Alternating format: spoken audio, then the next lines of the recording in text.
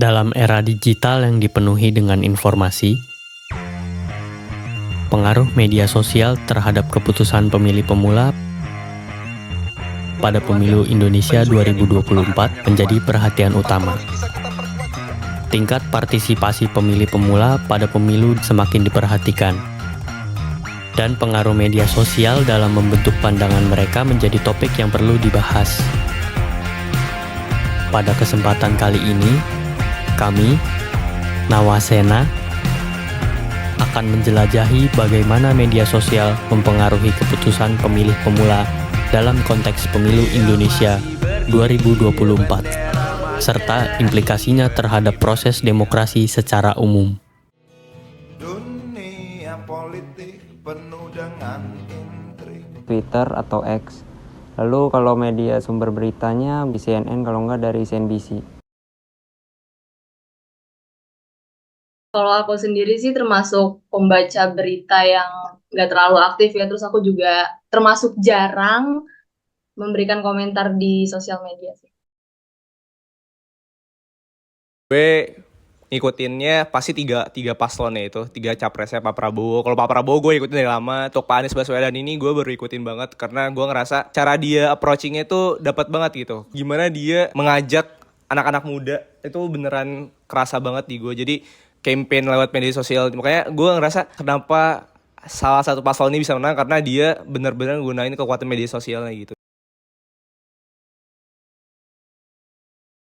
Untuk konteks pemilu, menurut aku sih ada ya, karena apalagi kan kalau misalnya dari sosial media kan banyak banget kita dapat info-info tentang politikus, info-info baik buruknya mereka, jadi pasti akan mempengaruhi sih. Adalah perbedaannya mahasiswa yang lihat di sosial media sama yang enggak gitu.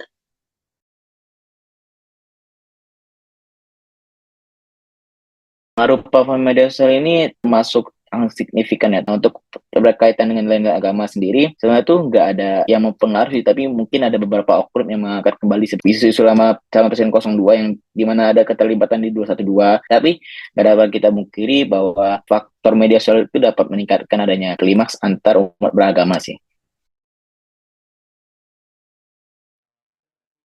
Berkolerasi ya, karena media sosial juga kayak memberikan data dan tampilan sesuai dengan algoritma aku. Misalnya, aku lagi sering ngelihat atau nge-stalking berita-berita tentang calon A gitu. Maka berikut-berikutnya kan akan muncul calon A terus. Nah, tapi kolerasinya itu kayak secara nggak langsung gitu loh. Karena kalau dari aku sendiri ya, kepercayaan dan integritas politikku itu dipengaruhi oleh banyak faktor juga.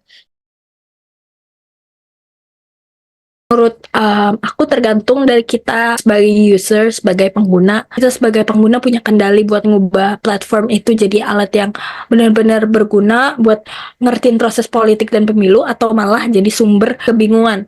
Nah, platform media sosial benar-benar bisa ngasih kesempatan buat kita buat dengerin berbagai suara dalam politik. Penting banget buat kita jadi pengguna sosmed yang cerdas gitu. Kenapa aku milih media sosial? Yang pertama, tadi aku bisa ngelihat kekurangan dan kelebihannya. Kalau buat tidak menggunakannya, mungkin sekarang tuh berita hoax tuh gampang banget tersebarnya. Saya merasa bahwa fitur-fitur tersebut menjadi bilang kawal, terutama pada pembaruan informasi terkait pemilu 2024 menjadi fasilitas bagi kita semua dalam menambah gagasan baru dan wawasan baru dalam hal politik. Media sosial ini dapat digunakan sebagai salah satu alat yang cukup signifikan dalam mengatasi tantangan dan hambatan yang ada pada saya. Karena kan gini, pada zaman dahulu kala, kita kan hanya mendapatkan lewat TV ya. Sementara tidak semua orang menonton TV waktu itu. Sementara di masa sekarang, semua orang memegang HP dan semua orang bermain medsos. Dapat dikatakan bahwa penyuluhan yang dilakukan oleh KPU atau penjabaran sistem kerja oleh para calon, apa saja mereka perjuangkan dan sebagainya, itu dapat lebih tersebar pada masyarakat. Jadi menurut saya ini cukup signifikan. Untuk gue pribadi ya sangat mempengaruhi. Karena sebagai Gen Z gue tuh gak bisa yang dapat ide atau dapat value ketika lo sodorin gue secara naratif gitu. Makanya ketika menggunakan sosial media dengan cara komunikasi politik yang lebih masuk gaya penyampaiannya gitu. Dan menurut gue itu benar pengaruhi gue karena cara dia masuk ke berbagai lapisan gitu bagus banget lewat sosial media. Ya, dari kegiatan PJBL yang kita lakukan, kita tuh mendapatkan informasi bahwa media sosial itu penting ya. Saya sendiri sebagai seorang muslim, memilih pemimpin yang benar itu termasuk hal yang penting. Ditambah juga media sosial itu penting juga nih untuk membentukkan minat politik ya. Apalagi buat kita nih mahasiswa yang baru pertama kali memilih. Kita juga nambah banyak perspektif tentang media sosial dari narasumber-narasumber yang kita berikan ya. Ada yang menganggap bahwa itu positif dan juga negatif seperti yang tadi saya sampaikan.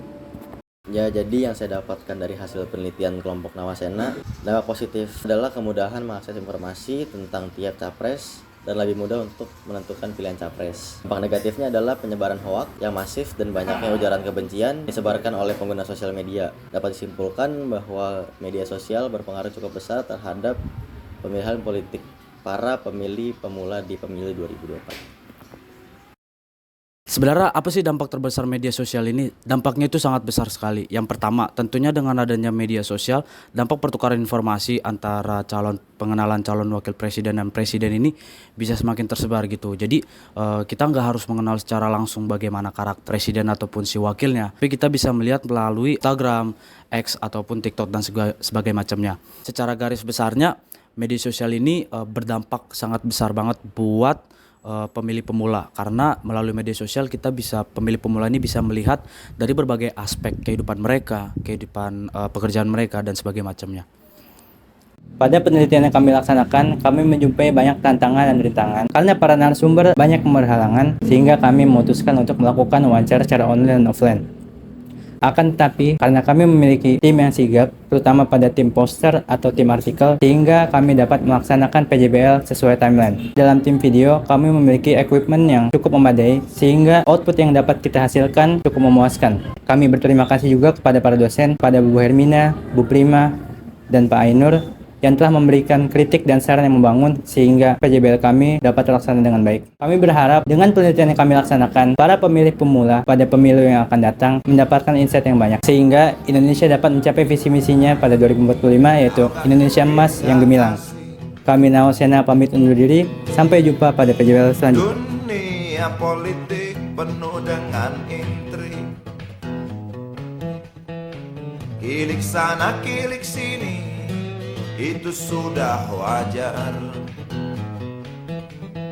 Seperti orang adu jangkrik, kalau nggak ngilik nggak asik.